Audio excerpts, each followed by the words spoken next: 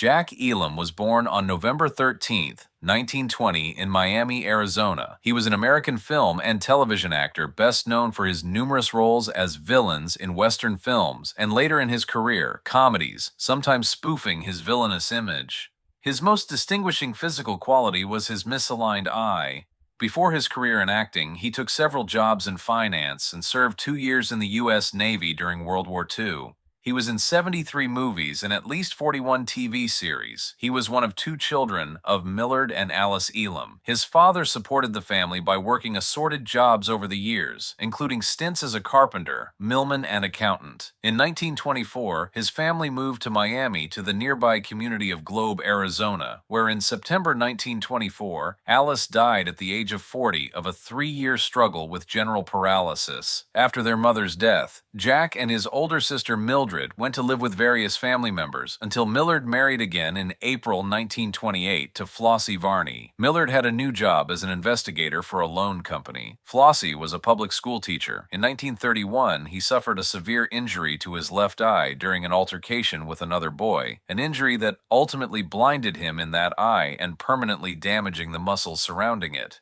Before becoming an actor, he completed his high school education, got married, attended college, worked in a variety of jobs, and despite being blind in one eye, served 2 years in the U.S. Navy during World War II as a supply officer. He completed his secondary education in Arizona, graduating from Phoenix Union High School in 1938, and then moving to California, where he majored in business studies at Modesto and Santa Monica junior colleges. During that time, he was also employed in several positions before entering military service, including work as a salesman for a house trailer agency, as an accountant for the Standard Oil Company, a bookkeeper at the Bank of America, and a manager at the Hotel Bel Air in Los Angeles. He made his film debut in 1949 in She Shoulda Say No. He continued to perform most often in gangster films and westerns, firmly establishing himself in those genres as a reliable and memorable villain or heavy. On television in the 1950s and 1960s, he made multiple guest appearances on many popular Western series such as The Lone Ranger,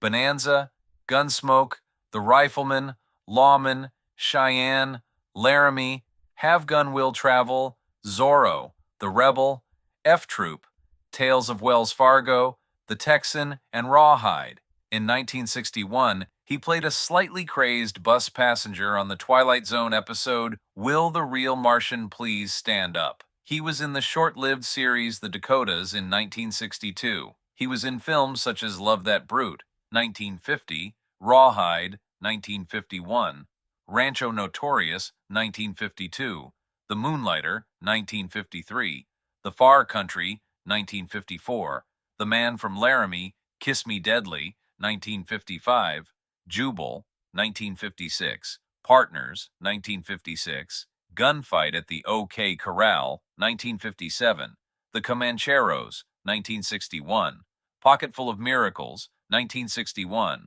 Four for Texas, 1963, The Rare Breed, 1966, Fire Creek, 1968, Never a Dull Moment, 1968, Once Upon a Time in the West, 1968, Support Your Local Sheriff, 1969, Support Your Local Gunfighter, 1971, The Cockeyed Cowboys of Calico County, 1970, Dirty Dingus Magee, 1970, The Wild Country, 1970, Rio Lobo, 1970, Hanny Calder, 1971, Pat Garrett and Billy the Kid, 1973, Sidekicks, 1974, Humps, 1976, Hot Lead and Cold Feet, 1978, The Apple Dumpling Gang Rides Again, 1979, The Villalin, 1979, The Soggy Bottom USA, 1981, Cannonball Run, 1981, Cannonball Run 2, 1984, Once Upon a Train, 1988, and Suburban Commando,